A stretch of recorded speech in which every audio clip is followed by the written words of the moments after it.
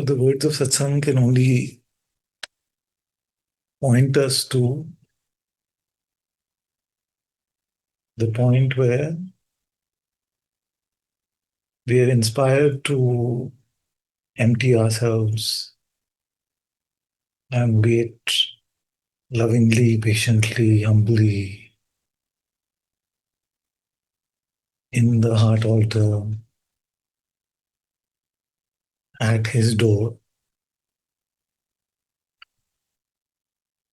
And everything that is shared about what happens after that door opens,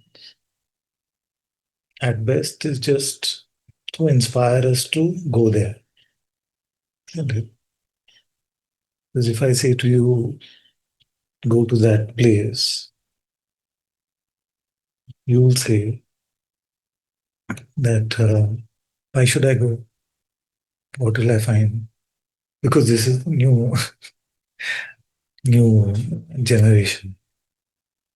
Apparently, in the olden days, I was not like that also. So I'm not blaming or asking for it. I'm saying that apparently in the olden days, if the teacher said, just go there, it was, I go there.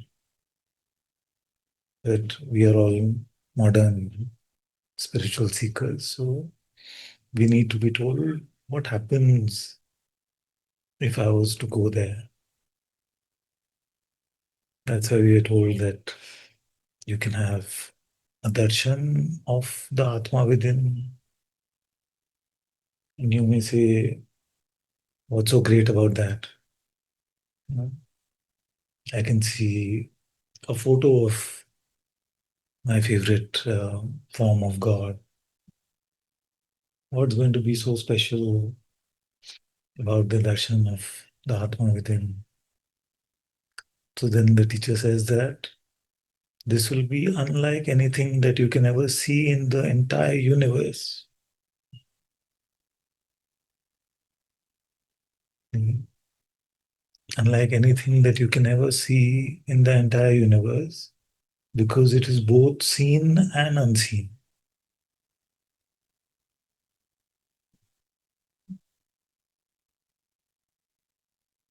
And it is boundless. And it is usually accompanied by all the things that you really love, starting with love itself.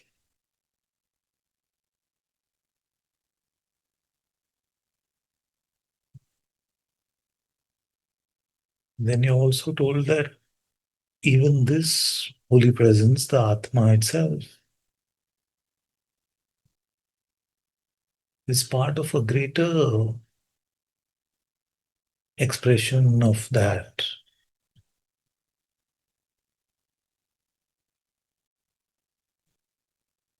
The boundless,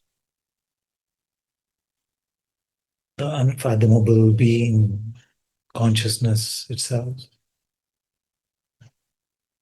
the primordial vibration, or the word of God. It's the same thing, the primordial vibration, or the word of God. It's the same thing. So you can meet that in a way which cannot be put into words. And then also, you will find that you come into the darshan of that which is purely imperceptible, purely ungraspable by the grace of the Atma itself. By the grace of the Holy Spirit, you realize the reality of God as Nirguna, as attributeless Brahman, as that which gives birth to even the word or the primordial vibration.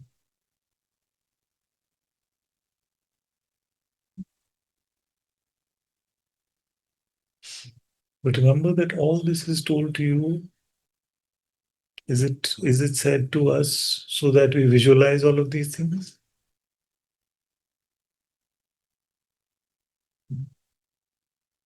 It is not for that. Then what was it for? Who remembers how we start? Ah, Inspiration. inspiration, exactly. As inspiration for going in and waiting. Very good. So going in where? Going into the heart temple, waiting at the door of the heart temple.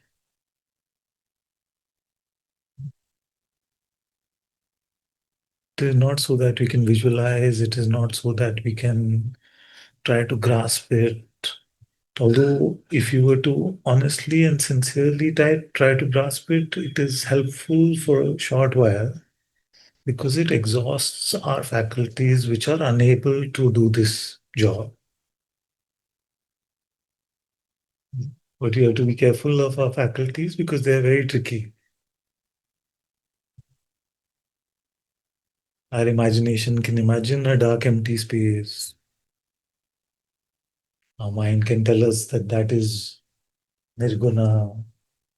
It has no attribute. See, this has no attribute. This dark, empty space. Does it have attribute? Does it have? What is the attribute? Huh? What is that? What is that? Dark. Dark, exactly. You see? And empty, which is the opposite of full, is also an attribute. It is not empty in that way. So, this emptiness, don't get fooled that we can come to it through the regular use of the human faculties that we have been provided.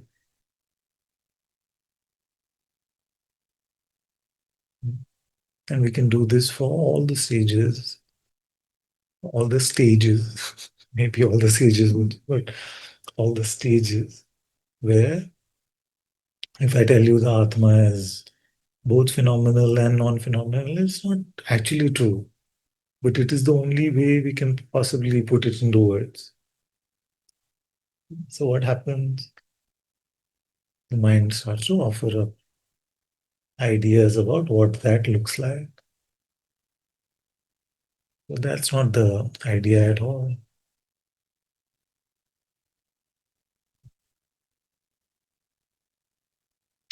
So it is just to inspire you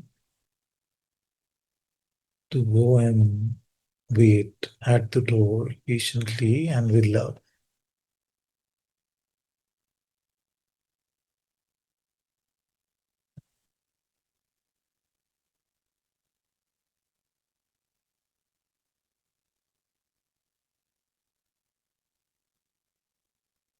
So what's the problem in waiting at the door?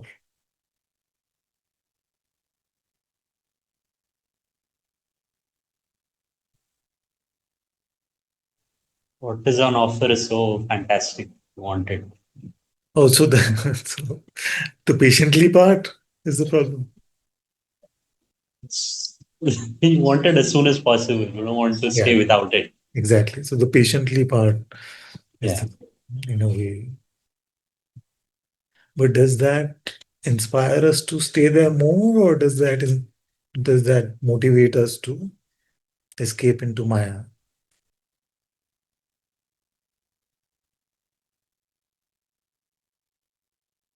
Escape us, escape into Maya. Yeah. And she pulls us. With us. Her job is to pull. So Maya is doing her job well. What is our job? To stay at the door. And how well are we doing it? So well. And is the lack of uh,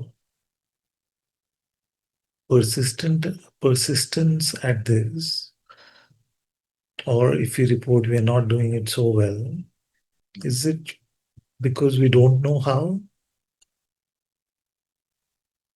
See, most of our brothers and sisters don't know how.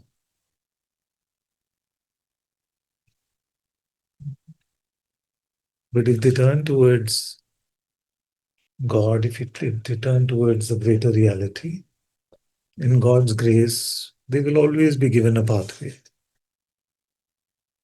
It is not possible that somebody is left yearning for God and they've not been given a path. And today, every path is available to us. All it needs is a simple search on YouTube. So all the pathways are available. So then what happens?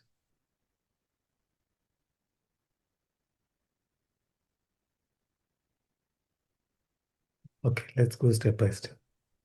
So are the obstacles gross or subtle? Both. Very good.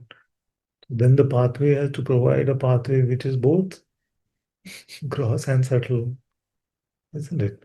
Because if the obstacle is very gross, then if the pathway is too subtle, then when the grossness comes, we don't know how to counteract that. We don't know how to respond to that. In the sense that, suppose that it is, I was going to pray, but then I remembered death by chocolate, to take Shiv's example from last time. So the ice cream, we remember. No, I was going to pray, and then I remembered that I haven't had this ice cream in so long. And then, maybe I can just order it, have that instead. I have some time free. And let me enjoy materially, phenomenally. So that can be a very gross, sort of gross, not gross. Death by chocolate is not gross. After too much, it is gross, but it's a gross form of temptation, isn't it? So physical desire, this worldly desire, greed, lust, all of these things can be quite gross. So then what is the tool that has been provided when we are in the midst of this gross sort of? Yes, but what specifically in the EDS, for example, has been given to us that we can counteract this grossness? So, so breath and chanting, but sometimes that may also be too subtle to meet this. Is it? So like you can you can do vocal prayer, chant the prayer, your prayer vocally. You can use a mala. See? But in Indian spirituality and maybe even in Orthodox, I've seen they use a more body-oriented form of sadhana, which could be hatha yoga, prostrations, pranayam. All of these things can be used for that. And the subtler we are used to, yeah, parikrama, all of these things where we use the body to uh, counteract the grossness of Maya almost at the same level, and and try to go within using that. But the subtler we are used to be, the easier it is to be subtle in our sadhana. Again, it's not a question of pride. It's not a question of, oh, I'm thinking of ice cream, but I can be empty. It's not a question of, oh, our accomplishment at how subtle we can be in our sadhana. Getting this point? Like sometimes our pride will get us that way, that we are involved in some very worldly type thing, but we think that we are very spiritually accomplished. So sometimes we may feel also that uh, we can waste this time and make up for it later because we are very we have a lot of time or something like that. So I feel that for most of us who've been in satsang for some time, a combination of the prayer and the breath should be good enough to turn us back to the right place.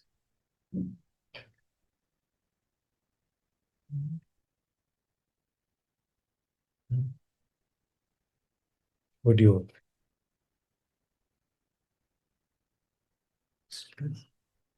If you completely delay, you can start right from the process. Yeah. See, before this, you have your virtues anyway, in the sense that what derails us, we're getting angry, we're getting irritated. So then the virtues are developed so that we don't fall so fully into those things.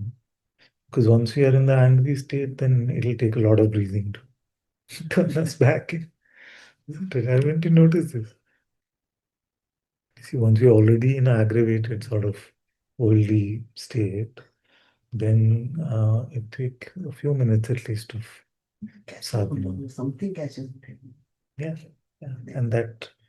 And what is that something we talked about yesterday,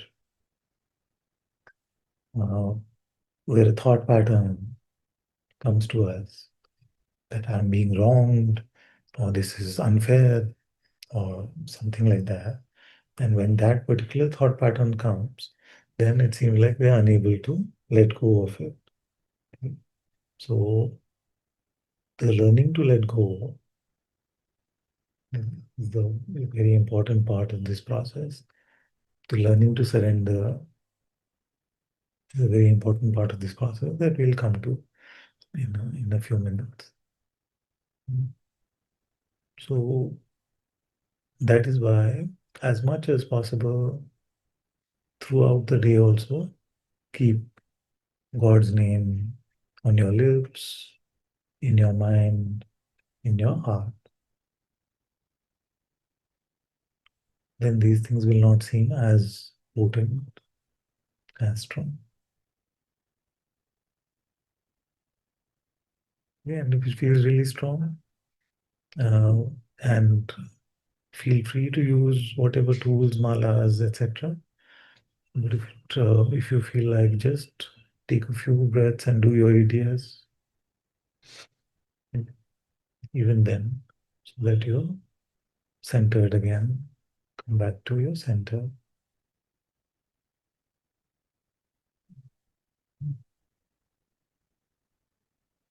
And those of you who do the inquiry can do the inquiry. If a thought comes that this is not fair to me, you can ask yourself, who is this me? Who am I?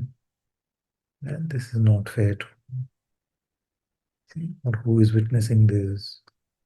Or where am I witnessing this from?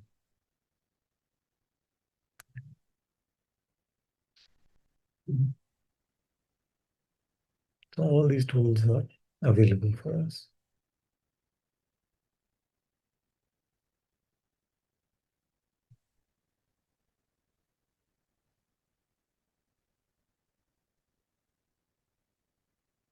Do you feel like you have the necessary arsenal to deal with Maya's attacks at this level?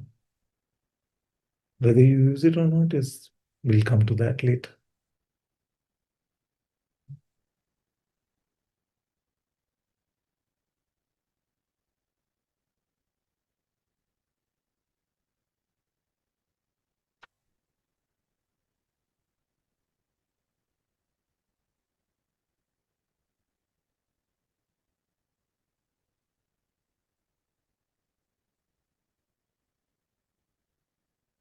Then as you start praying along with your breath,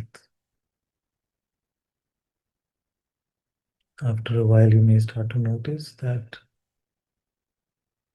the prayer starts happening on its own, and your breath becomes too subtle, or actually becomes disconnected in a way that it doesn't matter, because It's like the prayer takes a beat, an inner beat of its own, and it starts happening on its own in the mind. The mind, which was the biggest ally of Maya, now becomes auspicious. It comes into the holy refuge, at least for that moment, for that point of time. So it went, so our sadhana went from gross to subtler, where the chanting became automatic and in the mind.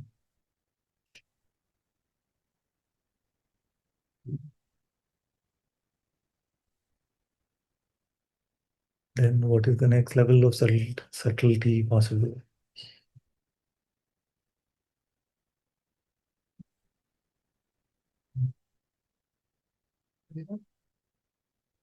Simple prayer. Chant shortens. So it could be that the chant shortens, just one word is enough. I would say that one step up in subtlety or step down into subtlety is when our prayer, although it may seem deliberate to start with, but it drops into our heart area. Although it seemed like it was happening here, then it starts to happen here. Although it seemed like we are providing the momentum. There chant shortens actually. Because there you can't, I want to say the thing. It could, but it does also shorten in that way. We'll probably come to that in a moment. So just you start praying from the heart.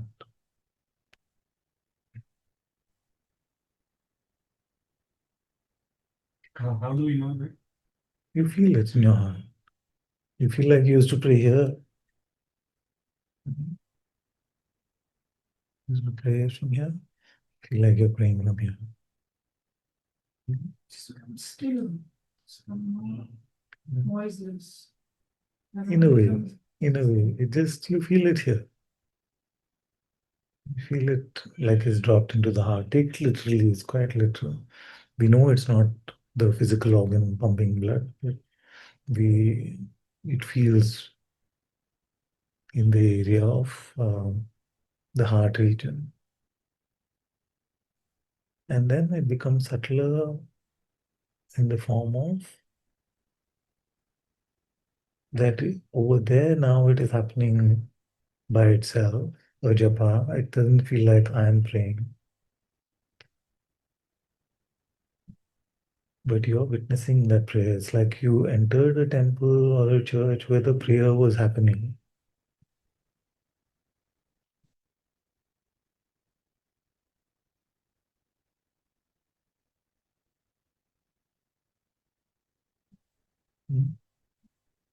It's like you entered a temple or a church where the prayer was happening, and you're just sitting in the temple. You're not having to do the prayer now. It's like the job has been taken from you, and the holy priest is doing the job.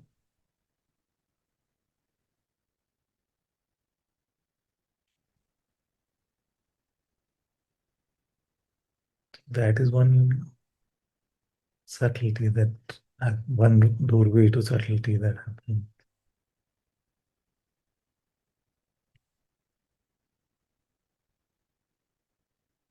And then what happens? We get into the samadhi, we get into silence, stillness, we get into the holy darshan, whatever darshan is available to us, the silent transmission of teaching through this particular pathway. The other thing you may notice more, usually, is that as you are praying, And even though you may be praying mentally with your breath, something starts to become more and more silent. So as Meera was saying earlier, that it doesn't feel like I have to say my entire prayer. Just sometimes a arrow prayer at the end, or just the name of God once, then becomes a prayer.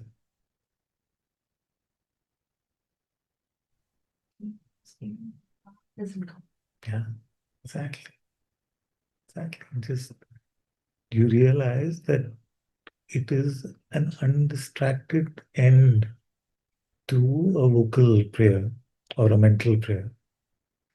Usually it stops because we got distracted, but not to remain undistracted and the prayer stopping means that it has fallen into a deeper silence. So then we don't have to, it doesn't have to continue in a perceptible way. So there are all the subtleties. I'm giving you the lay of the land, so to speak, because I realize now that as I shared the ADS the last time, I didn't really give you all the map, so to speak. So as it starts going more and more into silence, and the prayer becomes really short, then you may find that you come to that same stillness.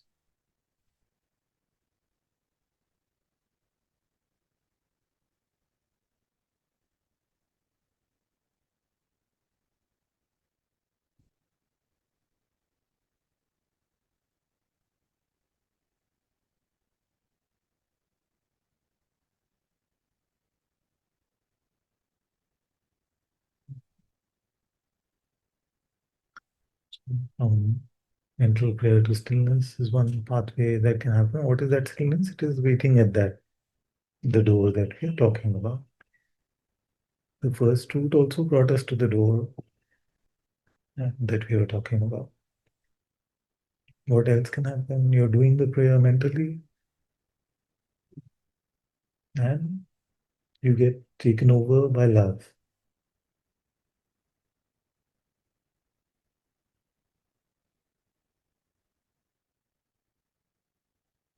You get taken over by love, and that love then becomes a beautiful anchor to your sadhana, to your prayer.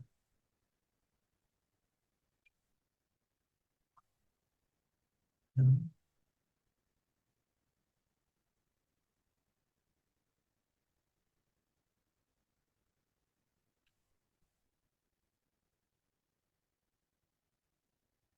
when that starts to happen, don't allow your mind to distract you because the mind will say, ah, this is so nice.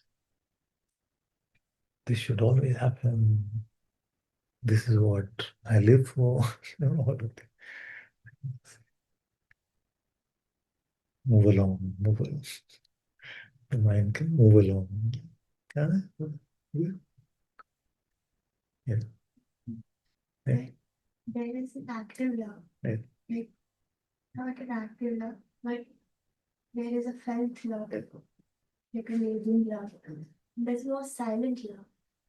Can you say that? Very good point. So what may happen also is that you may be led to an active love where you feel like after remembering God, after remembering Ram or Krishna or Jesus or Allah for a few minutes, you feel like I just want to glance at him in a loving way. I just want to remember him full of love.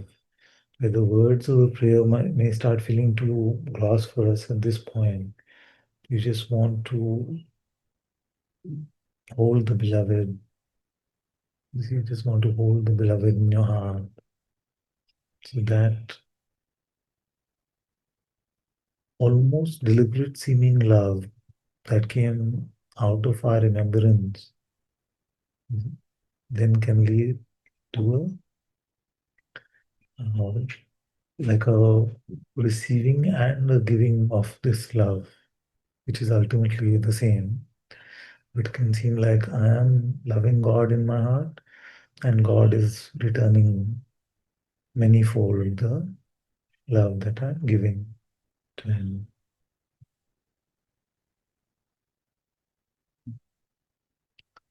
I know that these pathways that are being shared are very broad, they're very crude.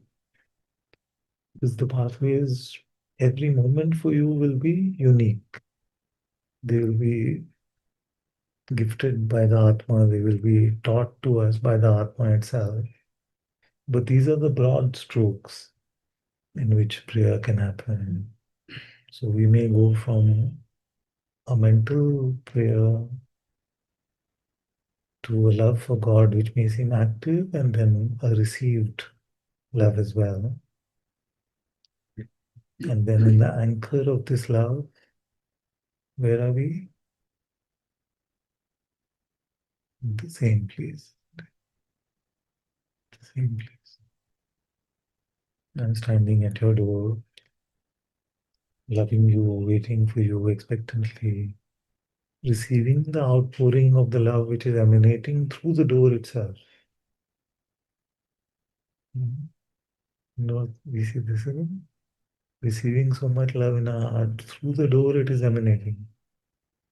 Because the door doesn't become a barrier to love.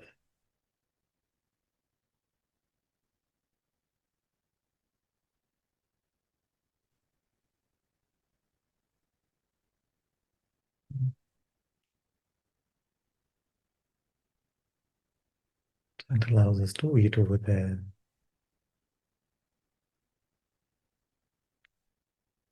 In this beautiful way. Then what if distraction comes?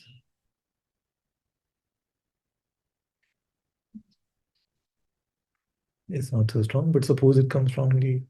Sometimes when the mind fears that it's in the most trouble, you see, then it can offer you thoughts of that will definitely get you. So if you have a spiritual ego, it will say, this is it. I'm coming to enlightenment and getting to the thing. If you have a worldly ego, then it may say, no, you had that important work meeting, you lose lakhs of rupees, something like that. So it'll use whatever ploy to distract you. So if you find yourself getting stuck, return to the name of God. If it's not helping, return to the arrow prayer. Yeah. And if that is not helping, return to the full prayer. And you know intuitively what is helping. So you're just there, the mind starts to build up something. Sometimes you just know Ram. Sometimes you don't even need to say Ram. You just,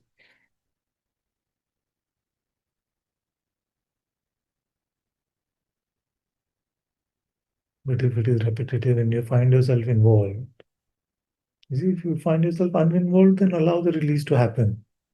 Don't worry about number of thoughts. That is not the point. Sometimes you have these deeply held conditions and they have to erupt like volcanoes and get released. Yes, please.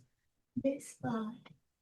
Now, there are times when I'm very quiet and thoughts can just go by and it doesn't matter what the mind is saying. And they are not very frequent at that time. Yes. There are moments of silence and then thoughts could come and moments of deep rest. But there are other times, like you're saying, a lot of like it's like a tsunami. So, and oftentimes I cannot spot even the topic because it's just such a Yeah. khichdi. It's fine. It's like I don't know Yeah. what it. Yeah. like, I don't know what the hell is it. Yeah. It's really like Hell, it is. It is the hell getting released from us. you know, like, Don't have to do anything. yeah, I want to ask for that. Don't have to do anything. It's a question. Remember the basics of satsang when you came? It's a question of attention and belief. And less than attention, more belief. You said right now that that release is happening. Yeah. And you So if you find yourself not believing them, like what you are saying is that not much attention is also going to them because you can't even make out what the message is. So attention itself is not that heavily getting pulled in. But really the test is whether you're believing those thoughts or not. So if you're not believing them, that's for everyone. So if you're not believing anything, then you're just empty anyway. No? But if you find your attention is getting pulled in a lot, don't wait for that belief to start. Just remind yourself of your prayer and return to that. But if it is light like this, where a lot of things are getting released, it is a very important part of this process. Yeah. Yeah. And what is so I'm saying sometimes I'm not able to say even the arrow prayer or whatever, but many times I'm trying to say, many times I'm trying to come to my best. Like, I wanna ask you, what is my position in respect to that? So I know what to do with that. Because When your question is when the thoughts are this way that like some random imagery thoughts are showing up, you don't know what is going on, what the mind is on about. It's like that. Nothing. Your position is nothing. Don't worry. because that time the prayer is not deep, the silence is not deep. I don't know what is going on. And I'm trying. It's not like I'm buying them. It's not like I'm going with them. And yet I am. I don't know what to do that. Nothing. Don't worry. It's not a big problem at all. In fact, it may not be a problem. It may be a good thing that this release has to happen. That's very helpful, Father, to see it like that. No? Yeah. Because it's not lack of effort, it's not Yeah. bad friends. So just and even if you get into belief and identification, it's never a question about blame or lack of effort. You see, it is another opportunity to build our spiritual muscles to now, after latching on, to let go. We thank God and say thank you for this opportunity, this condition. I was going to latch on and make it a part of me, but I noticed it in time. And I let go. I didn't put it into my pocket. The the tsunami Yeah. has a very different taste from a thought belief. Yeah. Like it's post that all that coming up. Yeah. Like the mind will say that तेरा कुछ नहीं होने वाला. You know, something like that they say. And then I can see I have the choice to believe that second part or not. But that relief is very different and I'm so grateful you said that. Yeah. So nothing to worry in that. And even if you grasp, even if you pick up, even if you put in your pocket, no, there is no room for any guilt or unworthiness or despair at all. It's just to keep at it. If you fall down, we just get up.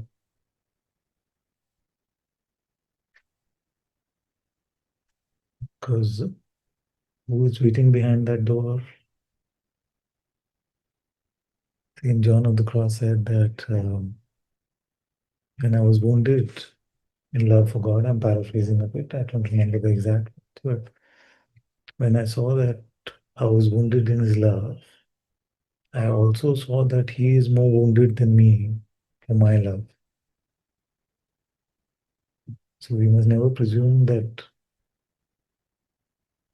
we are waiting more with more fervor at his door than he is waiting for us to return.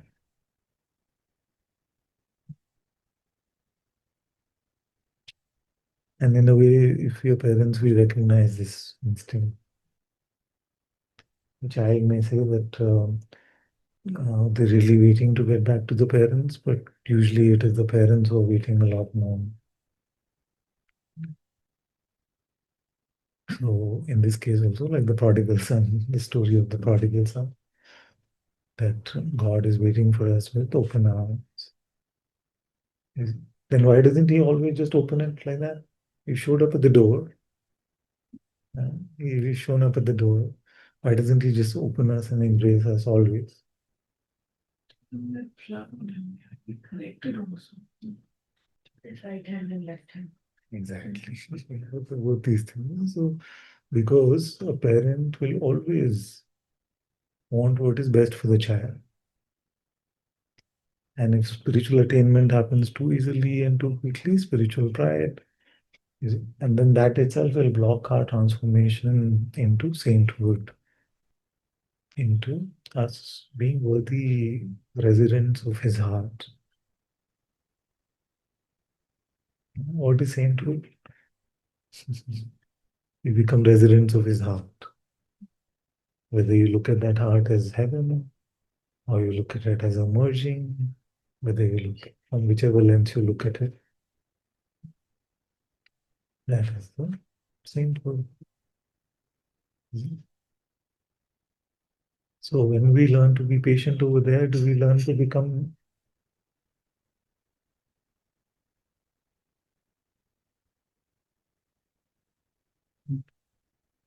when we learn to be patient in our heart, what happens to us in the world, we learn to become patient or impatient. So he's teaching us to be patient. He's teaching us to be humble and unentitled. Well, what can you do over there? In the heart temple, you're waiting at the door. You're not feeling any outpouring from the door.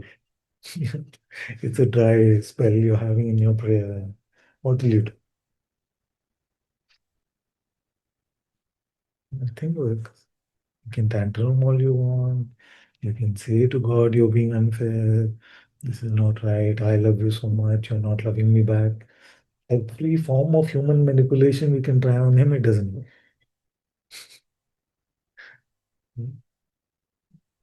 In human relationships, we can play our way around and do these kind of things. But he is the supreme intelligence. Huh? I mean, even to like not answer that. If you are in pride, Well, not for pride, but if you're leaving some kind of entitlement, from home. if you remember even,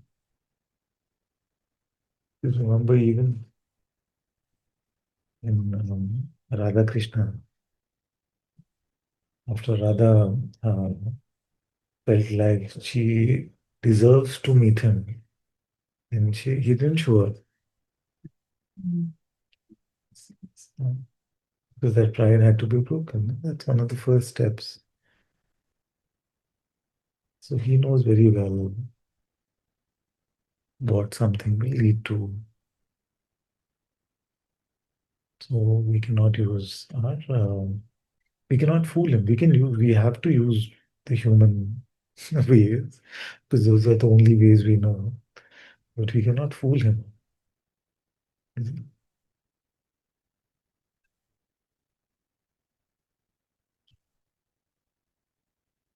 Criteria to be, you can use the Humility, faith, patience. Humility is like the core virtue around which it is the foundation around which the rest of it is built.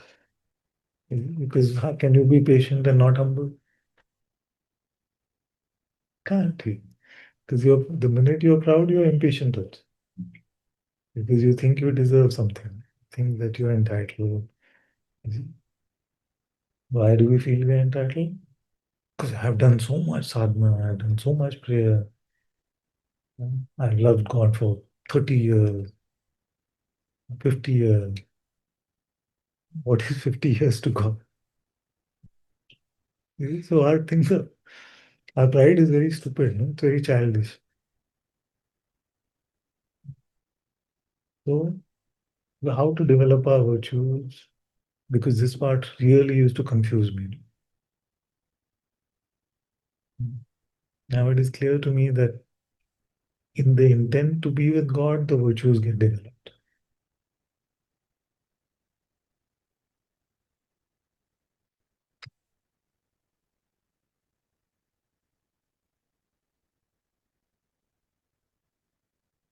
So, like, although the door may seem closed, His love is received as an outpouring to us. In the same way, although the door may seem closed, His transmission, His teaching of the Atma, the discipleship of the Atma, that our continuing as disciples of the Atma continues even through that which seems to be a closed door.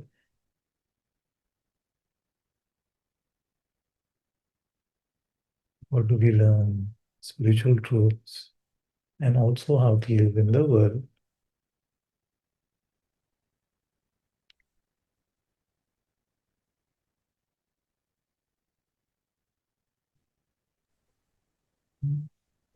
What is the other pathway to God that we are learning here? You hear satsang or you read something, the Shravanam part, just the hearing part. Then many times it may happen that satsang itself may give you the spiritual momentum to go deeper. But many times you may need to refer to your notes and really dive into a particular point that you heard. Okay, so, if the pointer is, I have to wait patiently and lovingly at God's door. You may contemplate, you may, what we say in India, contemplate, but really apply your mind, reflect on this pointer and say, what is this door? How do I wait? What is, whatever comes to you. Then you may find that if it is a spiritual truth, you may find that your meditation on it, your mananam on it. So this meditation is to reflect. Not in India what we usually call meditation. These are just the fun ways and the leela. So you reflect on it and you find that what happens if it's a spiritual truth? Can you work it out for yourself through reflection? Can't work it out. Like you may grapple with this pointer with all mental ways for years and years that I have to sit patiently at God's door. But just by using your mind, you will not get a sense of what that is. So, true mananam, true meditation should also include an injection of humility, always. Because you find that in the mind intellect, you're not able to compute what is being said. Because we misunderstand. Now remember that the main misunderstanding is what? We feel like to have the concept of something is to know something. That is what we are taught in school. If I feel like if I have the concept that God loves us, then I know that God loves us. If I have the concept that God prays in my heart, Atma prays in my heart, then we feel like I know Atma prays in my heart. So we don't know. Don't confuse now in the spiritual realm, mental knowledge doesn't count for knowledge. So you may keep thinking about how God prays in your heart, cannot solve it. Yeah? Okay. ask you that Yes. question. When you say that not place in the mind, where it is it? Just, I can't answer it. I can't answer it in the sense that that pointer is potent enough to bring you to that knowledge, capital K knowledge, which will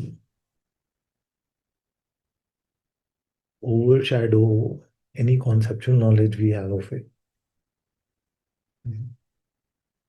Because what you will find in your heart is so pristine and immaculate and sublime and pure that the words, even holy words like He prays in my heart, don't do justice to it.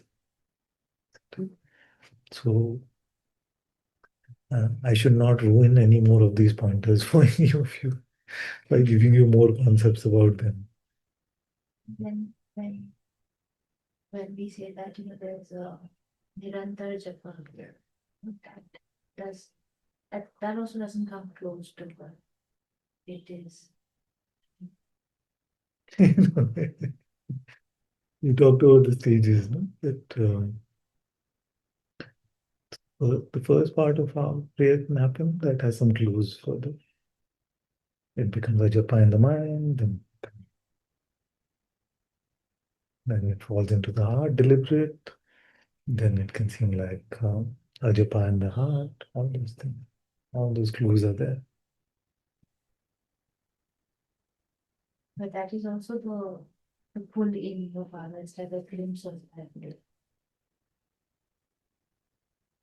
It And is that the happens only.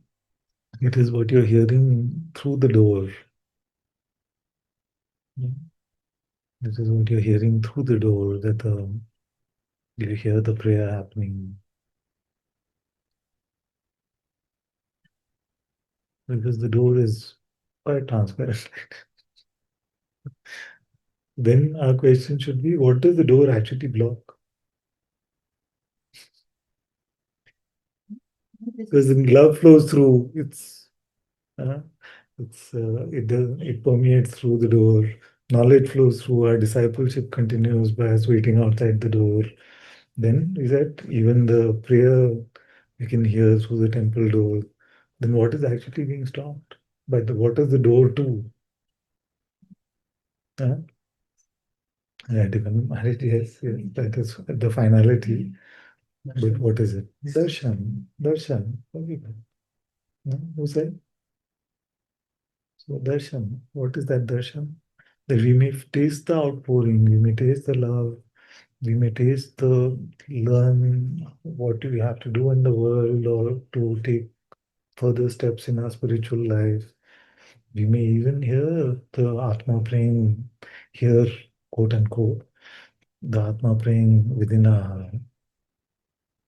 But to get the darshan of Atma, to get Atma Gyan, to get Atma darshan, the door has to open. When the door opens, only then can we confirm that there is a spirit within me. There is a being who lives within me. And this being is both, I can both grasp it as the most ungraspable grasping, and it is fully ungraspable as well. So if the door open, then you come to me confidently and say, Father, the door opened yesterday in my prayer. I saw the being was so palpable. It's here, the presence, and it is so clear to me. I'll be very suspicious of that report. Hmm? Huh? Very suspicious because that holy meeting is at the cusp. That holy meeting is at the cusp of phenomenality and non-phenomenality.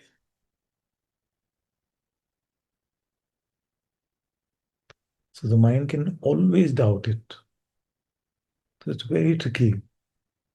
You see, because if you fool yourself also, and the mind comes that you haven't, No, the father said the mind will always doubt it, so I have fun. So don't get into those traps. You know? So what happens is that, and that's why I keep saying it's not a finality. Is it? Anytime you can just be final about it. Like that. It's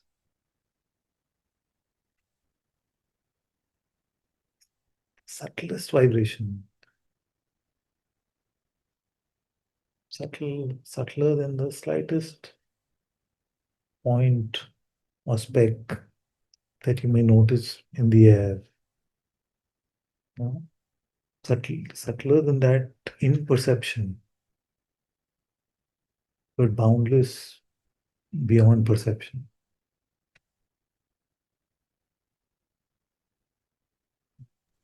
Like the light of it, you cannot explain. Atma's light, God's light is in your heart. But when you start visualizing like a light, like a tube light or a bulb, it's not that kind of light. So if I don't feel the struggle in your words, then I'll be a bit suspicious. If you come to Atma Darshan and you're able to write a book about it tomorrow, then there's a problem somewhere, probably. So, because it's, what are you finding? What are you finding? It's a discovery.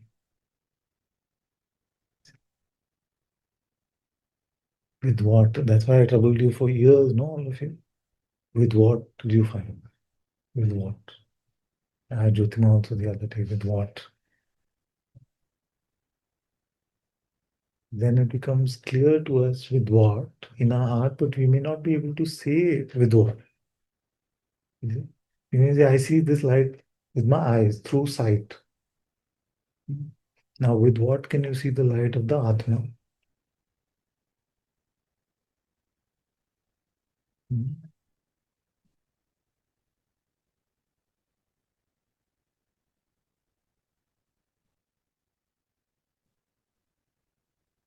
So, our spiritual insight should make us more helpless for some time.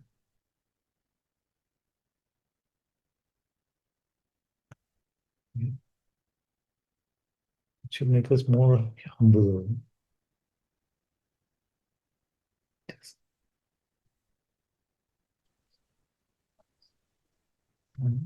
And be careful of visualizing any of this, what I'm saying. Because this is not, Father, that sorry. light is only on the other side of the door, or Yes. The light, in the outpouring of the light, you will feel love, peace, joy, knowledge, beauty, truth, everything. All that is valuable. But the light itself is on that side of the door.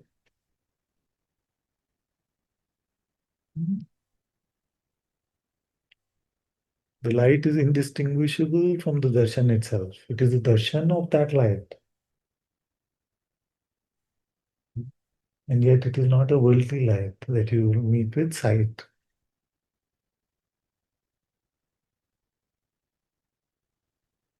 It's good news. So, this is the project.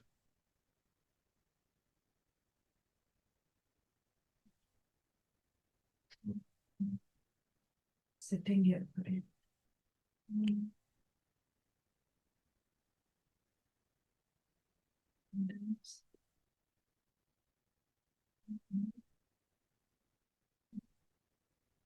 Yeah. Yeah. There. That's your inspiration. So that's your, it's like a pointer, it's like a sadhana. Words don't come. That's why. An image comes, and that keeps That's me. your anchor then for that point. PK spoke about this. Yeah. He said, Thomas Keating, that it's also not just a sacred word, but also a gesture, an inner gesture that keeps you there sometimes without a word. So it could be like, even for me, it is like that. It's not an image, but it is just inward. Like you would see that a way of sadhana is just to go inward facing, or glance of love towards the beloved. It's prayer. Who said that, Father? Yes. Sorry, who said Mhm. that quote? I'd like to read it or look it up and write it down. Say that again. What I said? What Mira just said. Ah, Who yes. is she quoting? Thomas Keating in the book Open Heart, Open Mind, Open Heart, something like that. I'll send you. I'll send you if you want. Thomas Keating's book. So, yes. This So is gesture, an inner gesture. the inner gesture, yes. So it doesn't have to be a sacred word. It can be an inner gesture of love. Yeah. It can be an image of God. It can be something that inspires you to stay at the door. You think that is inspirational to us in that way. Thank you.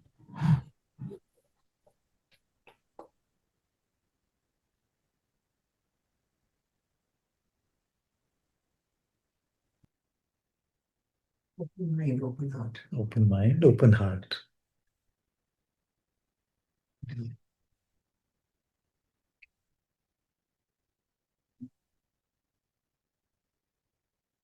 Okay, so we said that you have the hearing part, the Shravanam part, or the reading part, the lectio part. Very difficult for Indians to pronounce, but at least for this Indian, it's very tough. Then you have the Mananam part, or the reflection part, or the meditatio part, where you juice out the pointer, all the spiritual juice that it has. So you have the sugarcane, the pointer, you juice it out, get the juice out, you know, and it should do what? I become school teacher mode again. It should always inject a dose of humility in us as well. What is that? That's the using whatever mental process I use, I cannot meet the truth behind this pointer. So then that makes us humble. And when we are humble, we are more prayerful. See? And then and then that brings us to the Sharanam, or the Horatio part, the prayerful part. We can make a prayer, or it can be a silent prayer, but don't always take the easy way out. Sometimes good to make a prayer and say, please help me meet this truth, because I cannot do it of my own capability. Only the Spirit can guide me to the truth of this. Only the Spirit can guide me. It is true for any spiritual truth. Then the prayer, then we get into like a deliberate recollection, in that we try to empty our faculties, everything, and just offer ourselves up completely to God. Deliberate part is needed only if it doesn't happen automatically. So we empty ourselves.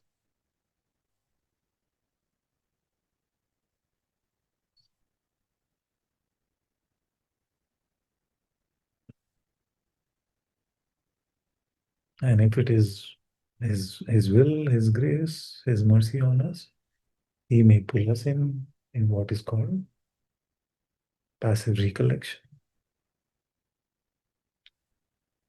or the prayer of recollection, which means that we need the first infused prayer, which means what? Infused prayer means It is purely grace. But isn't everything purely grace? It is. Is it? Everything is purely grace, and yet this is specially purely grace. Everything else so far has been, it seems to us, collaborative. And long as it seems to us collaborative, we must put our best foot forward. Don't get into any passive spirituality because you're like, when God has to call me, he'll only call. That's a very bad misuse of Advaita Vedanta. It's just all is his will, so let him decide when prayer will happen. And it's infused prayer. Infused or confused? No, I really didn't. Confused. And it is infused prayer. That's okay. No, say why it is a song. Sorry. Always. Okay, I'll stop it. I'll give myself a 2-week ban on teasing. No.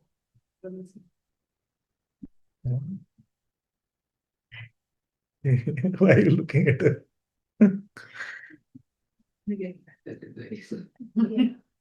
I think about it. And feel Why did Father say confused? the planetary planetary disorientation. Remember? Parallel. Universe. I mean, that's I forgot. This one. Father, the say for example when you know how to ask, but when you receive insights or when you know this is what God wants you to do. So is that happening in infused prayer or I mean No, because it is happening as when we're waiting at the door doesn't block knowledge flowing through. So the silent transmission of the Atma from behind the door to us. You see, we are painting a picture in, but it's a fairly decent picture. So that, in terms of understanding what is God's will, also happens to us over there. It doesn't have to be infused. Just, I mean, it's all God's gift to us, but it's not what we are calling infused prayer. That all of this is the outpouring, the blessing that we receive by sitting at His door. So beautiful. That what to do, how to live, um, love, truths, beauty, everything starts revealing itself to us before even we sense that the door is open. then what is happening? In infused prayer, the first one is the prayer of recollection. Yeah? So you feel like, so right now, what does it feel like? Right now, it feels like we are pressing our faculties gently and keeping them there. No?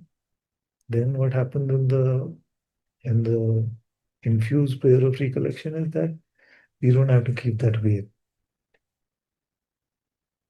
You have a sense of what I'm saying? So how to sit at the door? We use whatever tools, we use everything, but it seems like we are we are deliberately pulling ourselves in the heart temple. Then in infused prayer, what happens? You feel a pull. I don't know why I do these facial expressions as if you can understand. I just feel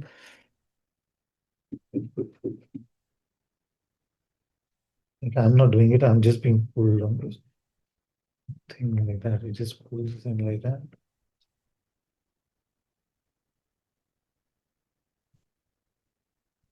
And you feel like you're a holy hostage. Like a holy hostage, literally, is taken you in, which is the answered prayer. but he doesn't take over our will at this point. So if we force ourselves, we can still come out into the worldly play. That's the thing, because when it happens the first time, you're just like,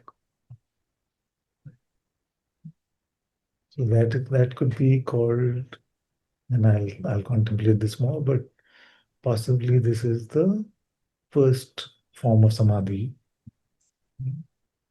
like a samadhi where we are pulled in that way. Are they pulled into the other side of the door? No, no. We're just whatever seemed to be effortful of uh, uh, to wait at his door, what seemed to require patience and faith and humility and all of these things. Now it is just all our faculties are collected. The saints call it recollected. But I look at it as just collected and become just naturally waiting there. So God has pulled us in. God has pulled us in, and the way Like thoughts are not in the head and they're also down there waiting. Is it something like that? there are Or no even thoughts. There are no hardly any thoughts. One or two will wander through, but you will be unconcerned about them.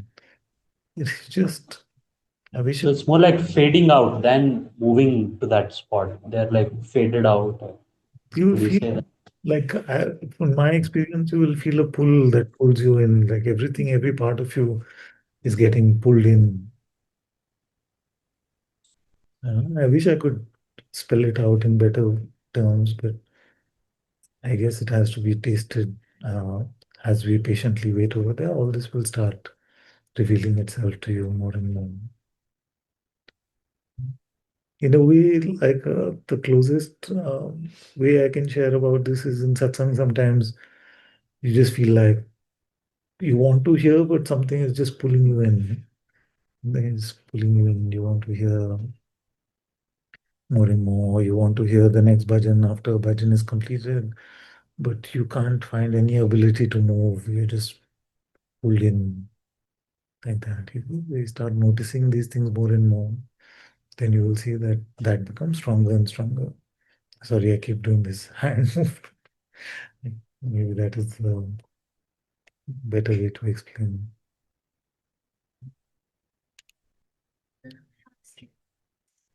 Yeah, that's like the rock. Doing the rock jump. When we are in this state, is it possible for us to like come out or into our mind? Let's put it this way, that Are what we seemed to be effort to go in now seemed to be effort to go out. Not the same effort, but what was effortful earlier was to stay in. Now we are pulled in, so it's like a effort to come out? come out. Yeah. Exactly. Yeah. Yeah. Or that? Yeah.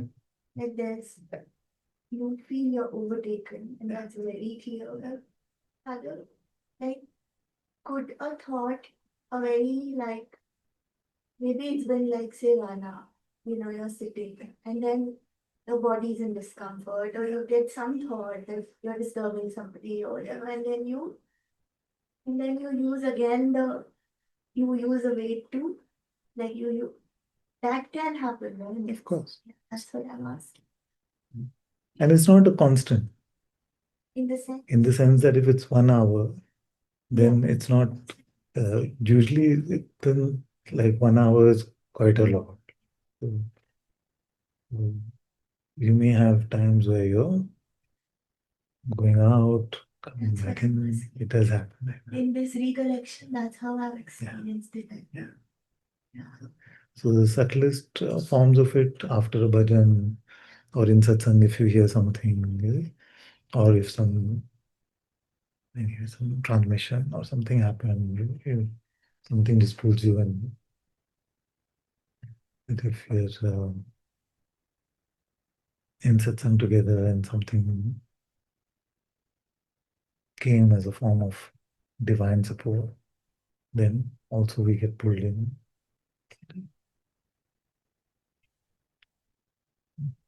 You don't have to raise hands. Just speak. Hi,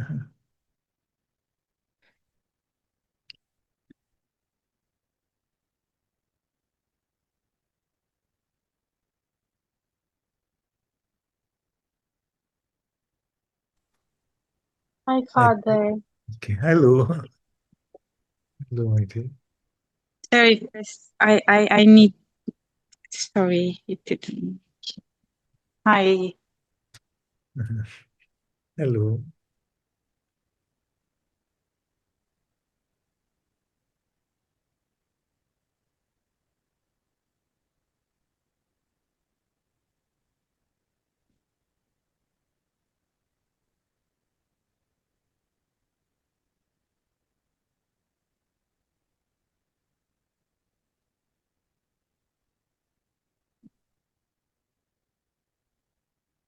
Why are you putting your hand? It, it sticked on my screen and was taking my attention. So that's why I wanted to remove it. Right.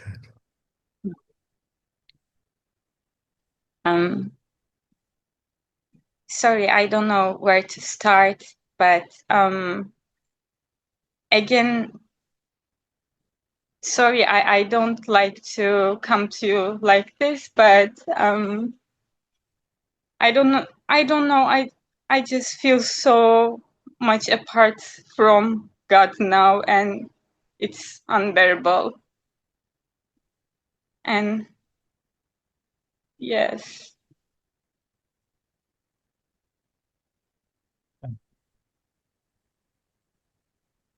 Unbearable is better than bearable.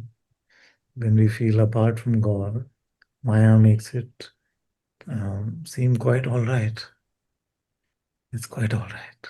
In fact, that's how it says most of us have to live.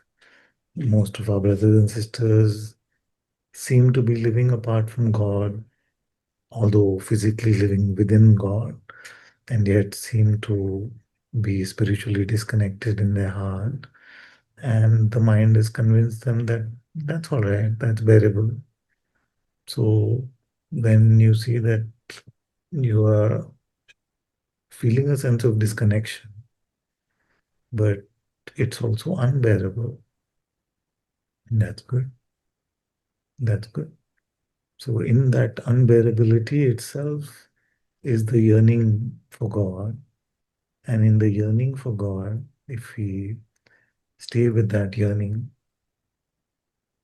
He will pull you into everything that I'm talking about. Yes. But it's good news I'm giving you. Yeah. no, just this unbearableness. Yeah. It's very auspicious. It's very auspicious to feel that it's unbearable because literally, when our state becomes like that we become so restless like a fish out of water without God's presence in our hearts, then that is a strong pull that pulls us in.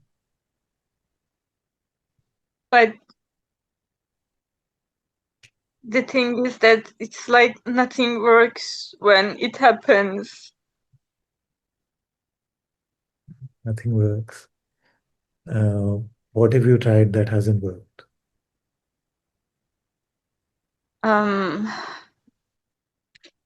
okay, like yesterday something happened and disconnection happened. And when I came, um, I was chanting my mantra. I was outside. I was chanting my mantra, doing ADS, not worked. And then I came at home and I'm chanting 1000 name of Devi Yeah. regularly. I did this, didn't work. Thankfully, God allowed me to sleep. I sleep. When I wake up, again, separation with God. Then I went to tomb. Every day I go. recently I started again, actually. I'm so happy. But even here, it didn't work. Again, chanting, little bit support of nature, no words. At least you are with me. But satsang started, and I cannot even listen satsang. Even that didn't work. So you are my last chance to connect, and it always works. That's too much pressure on this man. So, um, Oh, I'm sorry. no, I'm kidding. I'm kidding. Don't worry. Uh, so I have to make something work. No? Look into my eyes like that. Is it working? What does working look like? Like you did the This restlessness goes, and I feel one again with God. This restlessness goes, and I again feel natural, in natural state. yes, I but what? don't know, just oneness with Godfather. Oneness.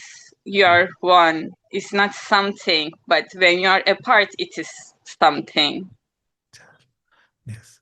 So all spiritual tools, all spiritual devices, all even teachers which are appearing in the world cannot guarantee the taste of oneness. Only God Himself can do that. So, at best, what we can do is provide the inspiration, the pathway, the blessing, the energetic support, uh, a glimpse of the taste. So, but really, it is about finding your way to the door to His temple in your heart, and to wait there with patience and humility and love. See, so I would change the definition of working, like for ADS, for the Lalita Sahasranama, for coming to satsang, for interacting with your teacher, for everything. Too, does it inspire you to face the obstacles and wait patiently in your heart? That is all that working can do in the in the in the world. The rest of it has to be only His gift, and we cannot force the guest to come for dinner, even though we may cook the most beautiful meal for him night after night. The guest knows when he has to come.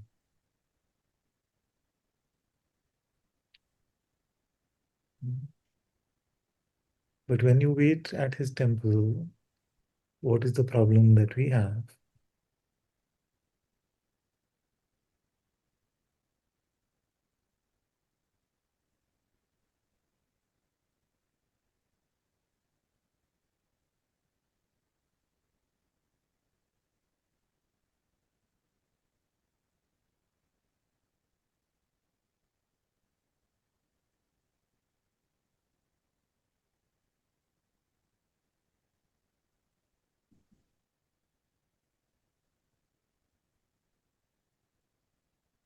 Hmm?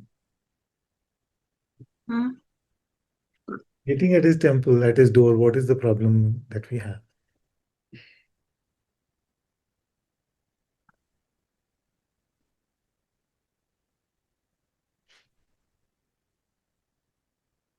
I don't know about waiting, Father. Like,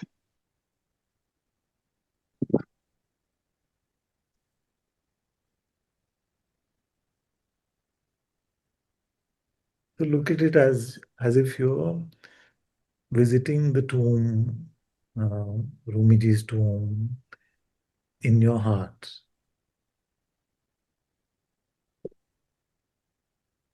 Instead of going by road, you go within to your heart. Now, when you visit his tomb, do you always have the experience of oneness? Like as soon as somebody enters the tomb, they should expect oneness. Is it like that? She wants to say yes.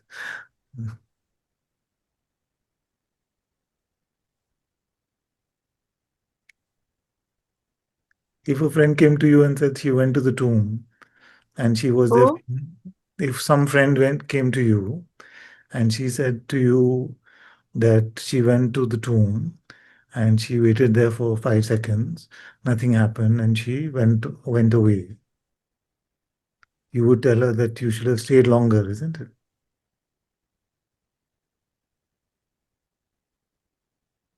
or just to pray. Just to pray. But if she told you, oh, yes, I prayed, but nothing happened,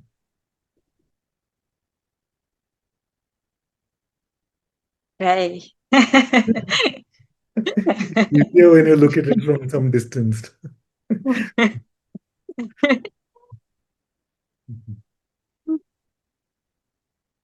You would say, wait. You would say, wait, have patience. Because that patience we have to develop when we love Him. Father, I'm sorry, No, it's okay. but um, at least what is like now, I can't even bear of waiting because it's not like something to. It's like you just said, like fish out of water. It's like being cut off oxygen. So even wait is too much now. Yes, yes. This is a very beautiful point, actually. That in waiting, we can have the restlessness of meeting the beloved, but that restlessness is like a holy anticipation, you see? But it is never despair. Can we make out the difference between like an anticipation and a despair? Sorry, What is the difference between anticipation and despair? I don't know what is anticipation. Anticipation is just like the waiting, but you're waiting for your beloved to come. So there's a like a looking forward, there's a sweet feeling in the heart, that I'm feeling restless, but it's a beautiful restlessness, you see? No, it's not rest. It's like life and death, Father. Yes, but even if it feels like life and death, if it is a despairing state, you see, that means that uh, we have lost faith somewhere in His mercy, in His knowing what is best. So we must never get into any despair.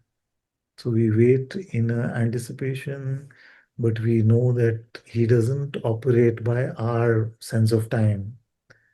That I started yesterday, I prayed like this, I prayed like that, and why has He not revealed Himself to me and shown me that we are one? Because He knows what is best for you. Do we have faith in that? I think no. That's the thing. That's the Yeah, thing.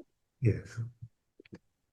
So we must. like yeah, So, just too much reaction. Maybe yeah, so we must have faith not that trust. Still. He knows best how much of Him to give, to reveal how much love, how much peace, how much beautiful feelings in the heart. He knows what is the right recipe for us at that moment of time. When we remember that He knows best, then we don't fall into despair. We can still wait, we can still be excited in the possibility that my beloved could come. But if you feel like, no, no, I'm not happy because he's not come. No, like that. Like that is, like that conveys that we know better when he is meant to come.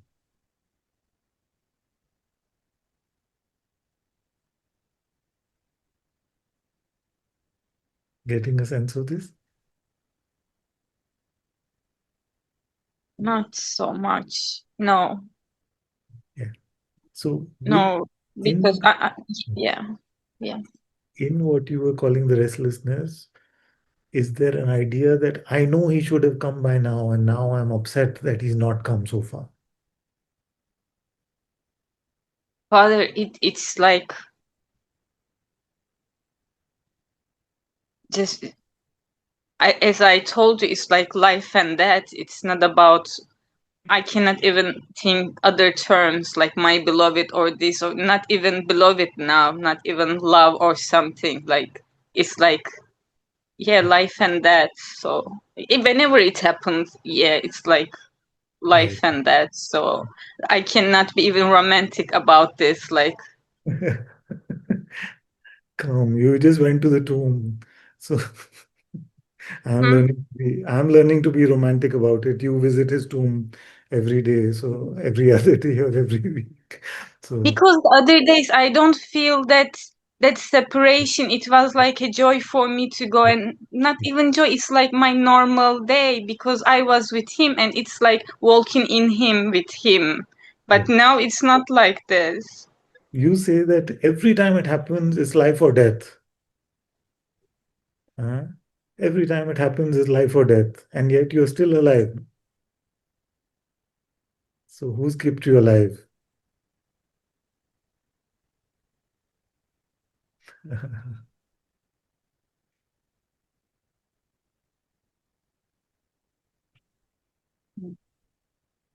You see? So every time when the restlessness comes, it feels like I can't, my oxygen is cut off. And yet he has kept us alive. Here we are to report about the next time. So then when did that life or death become life in the previous time? Sorry, can you say again, Father? Yes. We say every time this restlessness comes, it feels like it is life or death for me. Yes? Right? No, I just realized that it's just a feeling. Very good. Very good. Very good. Very good. So dip that feeling into the knowledge that he knows best.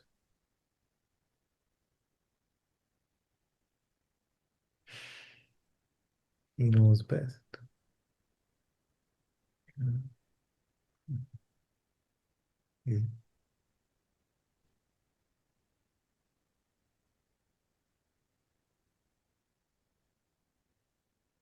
Waiting at his door like this is not easy and doesn't feel romantic on many, many times. What you mean by waiting? What is waiting? What is to do our part of God has to meet you, no? You say God has to become show that you are one and not distant, not disconnected. But if you keep disconnecting yourself, would he force you to be connected? I'm not saying you're doing that. I'm just saying that when we do that, then he doesn't force us, isn't it? He allows us to be distracted. He allows us to do our human things. He allows us to do all of that stuff. He doesn't force us unless we are in big trouble or something like that. He doesn't force us. So when we are turned towards him, waiting for him to reveal himself to us, to love us, to be with us, to be connected with us, and we are not interested in the world. That is what I mean by waiting. That I am available to you. Now I'm just waiting for you to come. So when we are involved with the world, we can't call that waiting, isn't it?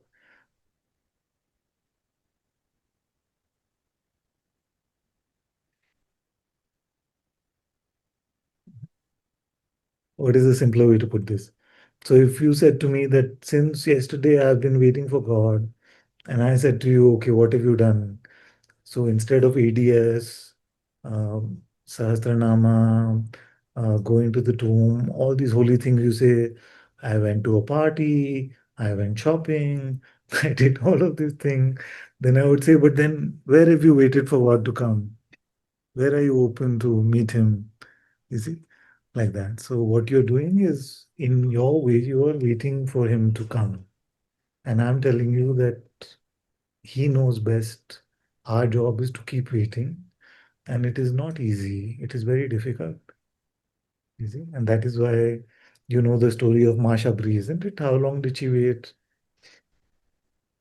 She waited 68 years for Ram to come. You see? With full faith, with full patience, with full knowledge that he knows when the time is best.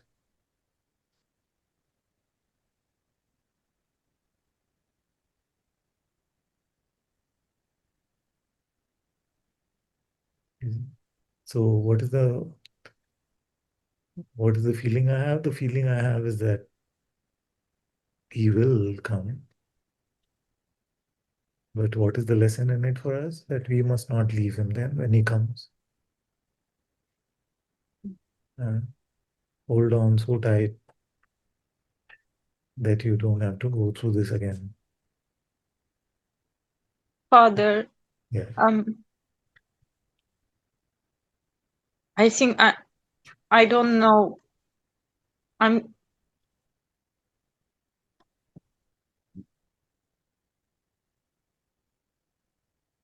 why I'm going through this again and again, and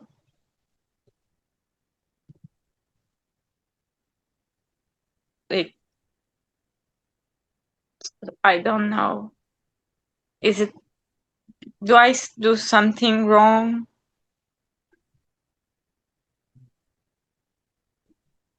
Well, not so black and white. Not so black and white about right and wrong. But he is showing us something. Now, what he is showing us for you, you can only find in your heart. Like you said that something you did or something happened when you disconnected yourself from him. So Yes. you have to reveal that. But what is there some lesson in that for you that your heart is showing you? Like, remember then next time not to disconnect yourself in this way.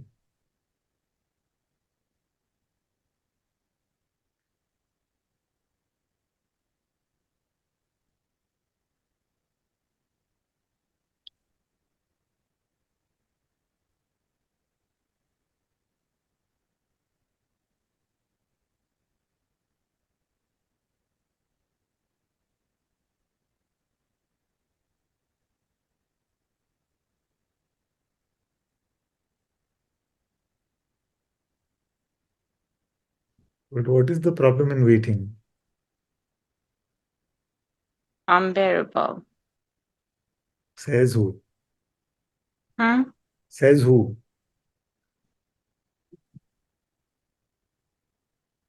The feeling. Says the feeling. The feeling says unbearable.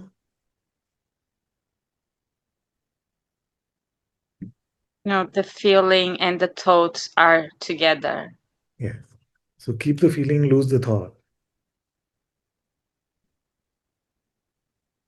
Because the feeling can feel like longing, it can feel like love. You see, the label is what causes the trouble.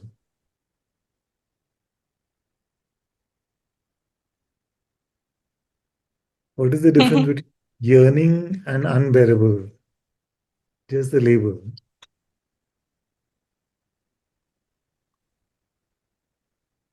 So let's lose the label.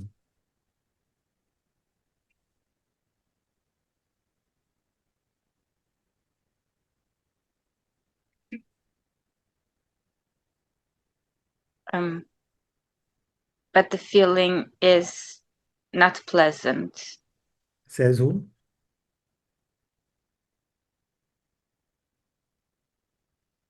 Keep the feeling, lose the thought.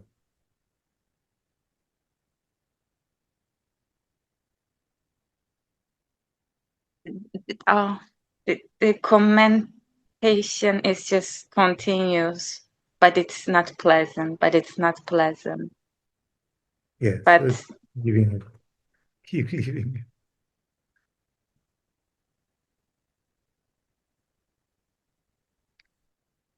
um,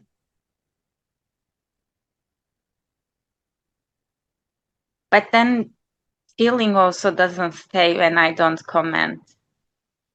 Good. That feeling you just said was unpleasant.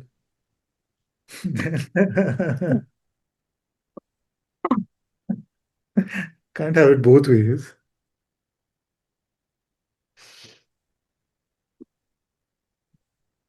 When I start to feel again, commentation starts again. Let it start. You don't believe it.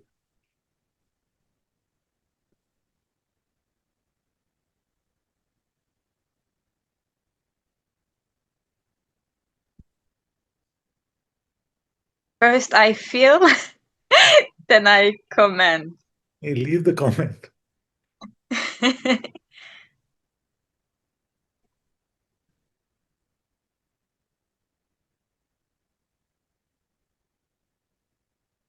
But what to do if I feel? Keep it.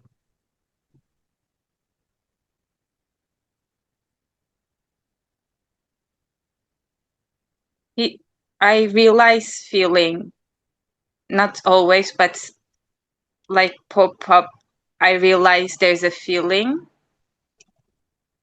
Yeah. But it doesn't cause any problem without the comment.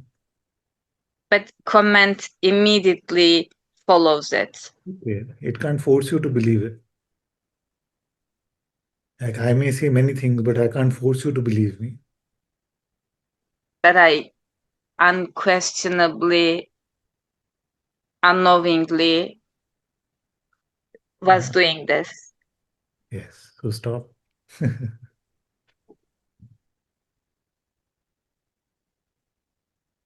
I pray fully Unquestionably, to be able. leave every thought.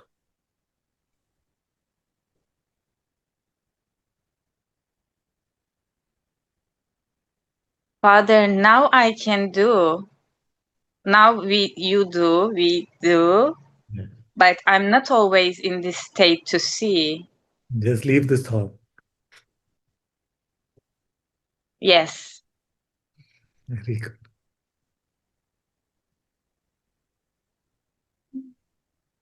See, because a thought which sounds simple like that can create so much separation. You can say, but now we are together, but otherwise we can't be together. That makes an object out of me and makes an object out of you. So leave this thought.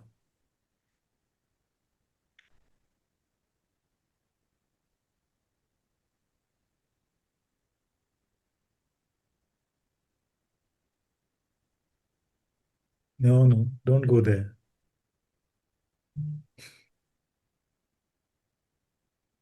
No. Because I was just thinking if it is I, okay to pray here. Not even this? nothing. No, not even prayer. No, for now, for this. Okay.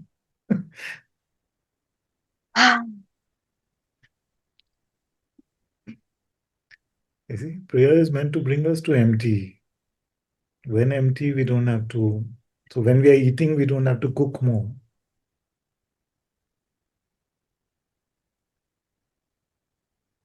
Yeah, it was for to guarantee the time and okay. Just say hello, bye bye. Hello, bye bye.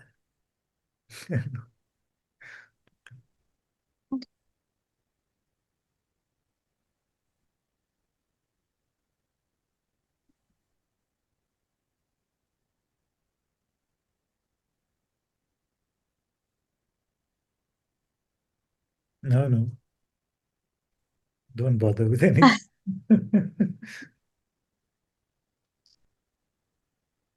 Sorry? Don't bother with any conclusion. Know what is happening now. Nothing, nothing.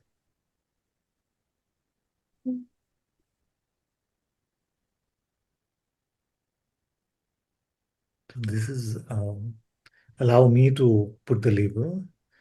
This is how we wait empty for God. This is how We are, what we call waiting is being we empty for God. So when we are empty of what? Empty of these conceptual ideas and beliefs. question. No. Yes. No, please. No, I want to ask Okay, this. You okay. said you said this is waiting, so it is not being one with God? Is it not? No, No? no. I may cry now. Why? Waiting is as holy as being one with God. Don't worry.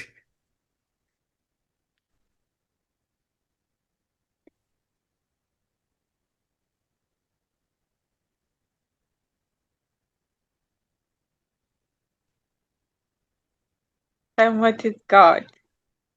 Mm.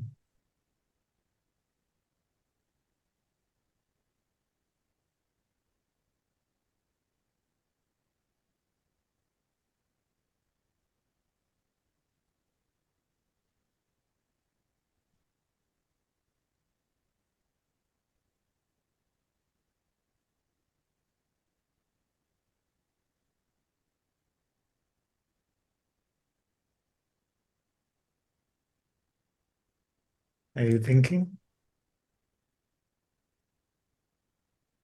Yes, Stop. because God feels more unbearable. I mean, it's too much, so Feels unbearable or label unbearable? label. Leave the label.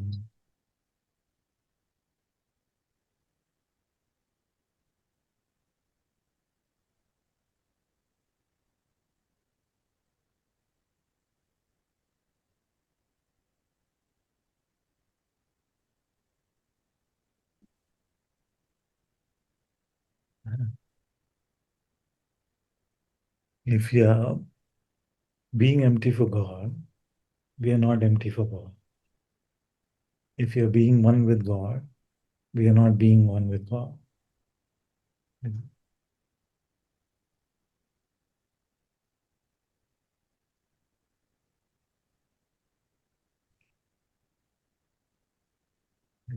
If you're just being, then we're not just being. Because that label can become a pretense.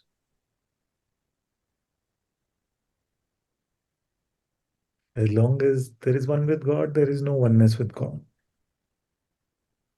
Like I have one with God, I have separation from God. As long as these opposites exist, there is no one with God.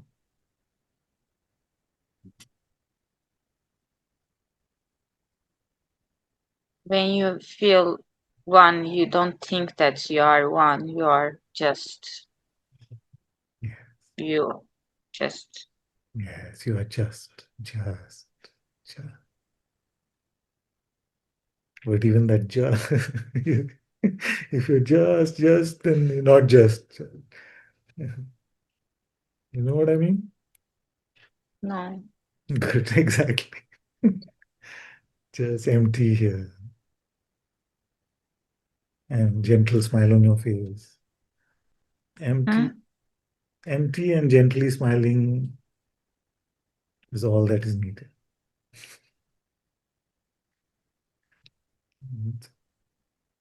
Forehead relaxed, gentle smile on the face, empty in the head. That's all that spirituality we need.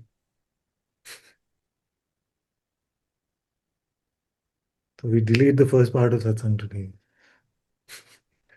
We Delete the first part of satsang today and only return to this satsang, which is keep your forehead relaxed, keep a smile on your face, and be empty in the head.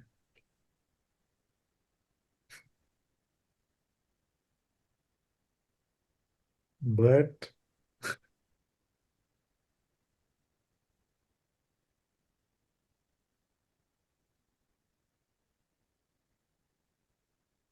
let me see everybody's forehead and smile. Mm, mm. It's good.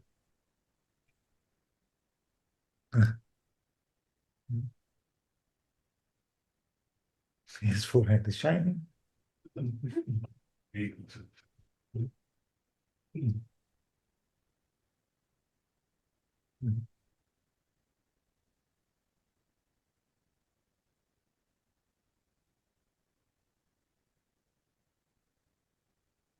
can't change once I switch my direction of looking.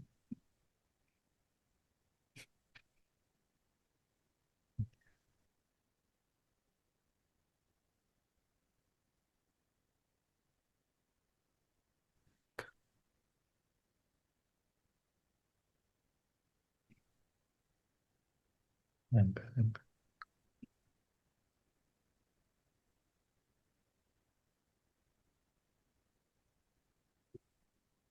go to Nupur. Namaste, Father. Namaste, Nadia. Sorry. Father, I heard you mention about Sahasranam to Samaya when you were speaking. And there's this urge to listen to Sahasranam a lot, Vishnu Sahasranam. And I've started like by hearting a few phrases as well. Um, along with ADS and chanting Ram Nam.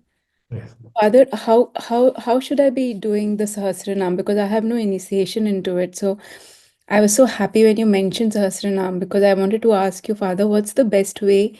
What do you suggest? Because listen to the audio on YouTube, which has subtitles, and Yeah. I try and recite along with it. And I do it only once, and it just brings so much peace, Father. So, That's, Father, what would you suggest about Sahasranam? it's very good. Like this is very good. Like this is very good. There's a MS Subbalakshmi one. I don't know if that's the one you're listening to. That's very nice. And I know there was one that I used to listen to at 0.75 speed because I wanted to really chant along for. I did it for very short time, but it's very beautiful. It's very, very beautiful. So if you just send me a message, I can send you the one that I was using, and I can tell you what speed I was trying to chant along there. It's nice. Whatever, as long as you remember that every spiritual method is a method to cook the meal, but you don't forget to eat, which is to wait quietly, humbly, patiently, lovingly at the door of his temple. Then you use whatever method appeals to you.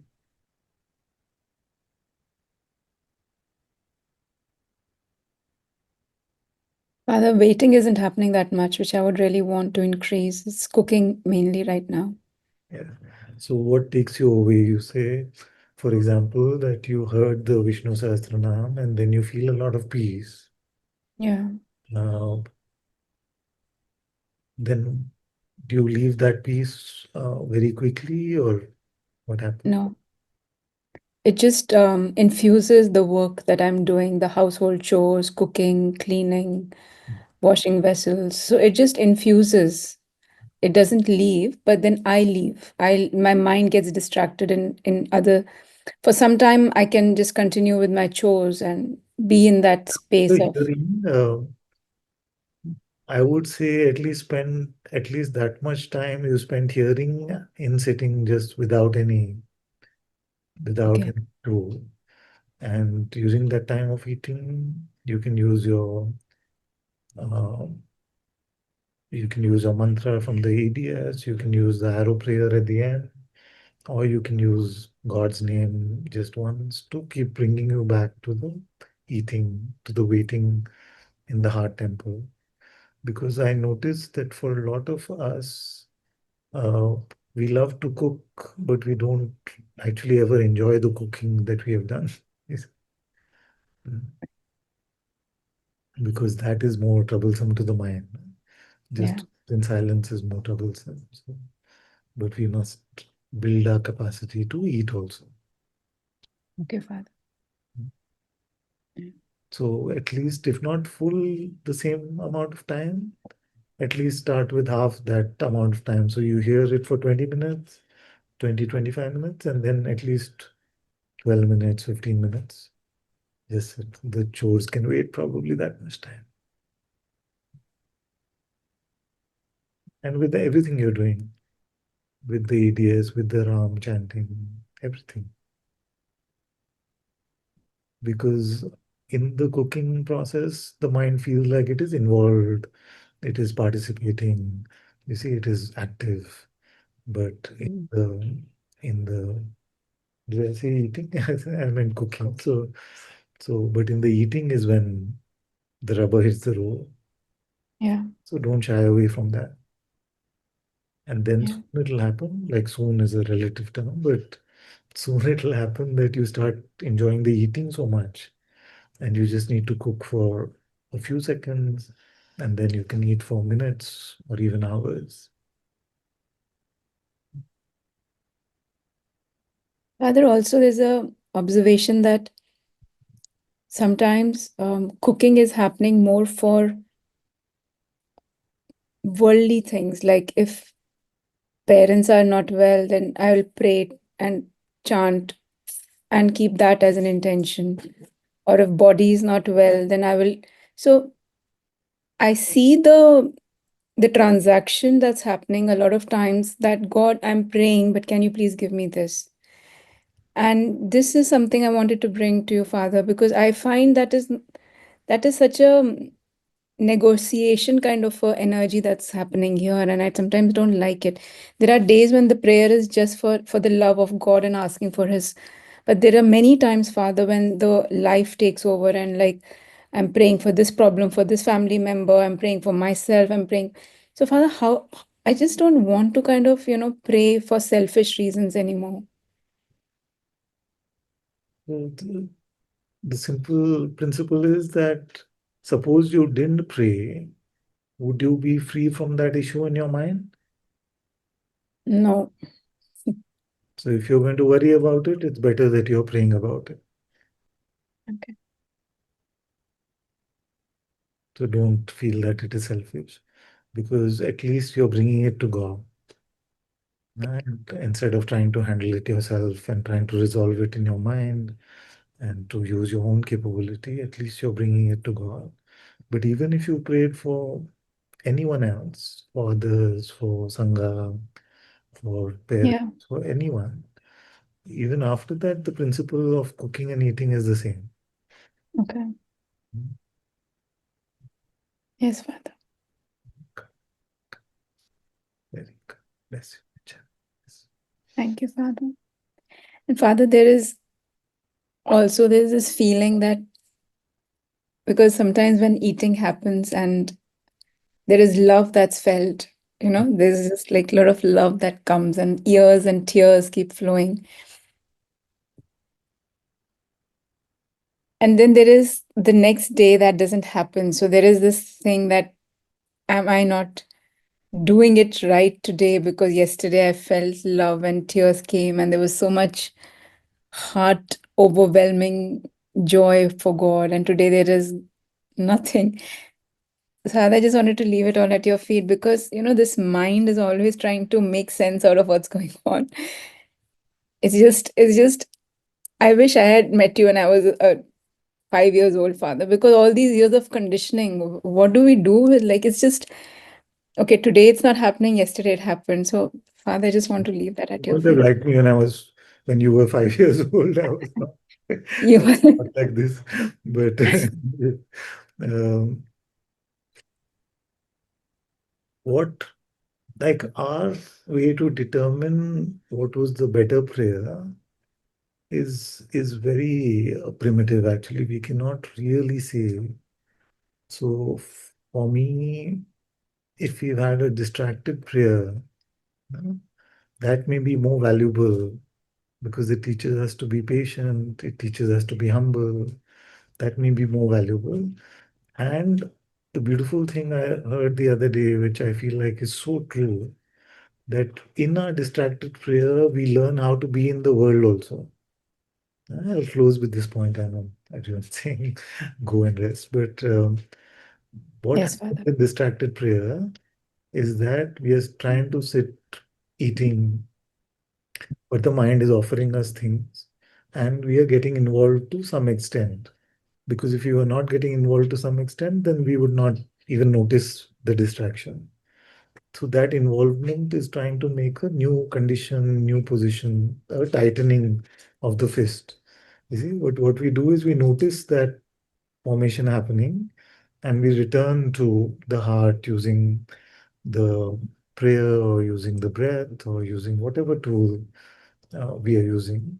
So we practice not falling for the mind trick.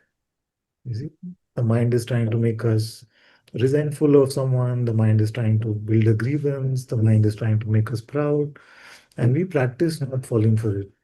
So, in a distracted prayer, it is like a workout session at the gym, where we practice this with many sets and reps. We go through this whole process. Then, what happens when we have to face the world? Same thing. That we meet people, we want to judge them, we want to not love them, we want to find ways to separate ourselves. So then, because we have practiced letting go, then in the world also we learn to be empty and humble and not judgmental and resentful. So there are great gifts to be found even in prayer, which is distracted. Every opportunity that we take to return back to Him is a beautiful act of love. So, in an undistracted prayer, we may do one act of love and He fills us with love. In a distracted prayer, we do 100 acts of love. So, it's a great, great prayer as well. In fact, I cannot say which is the better prayer, but I'm leaning towards the second one, the distracted one. Thank you so much, Father. Always at your feet. Thank you. Don't get disheartened or dissuaded when prayers are distracted. Just treat them as golden opportunities to love God more and more. 100 chances today. Mm. Isn't Yes, that? Father. Yeah. Thank you, Father. Thank you. Thank you all. Love you all. Love you, Father.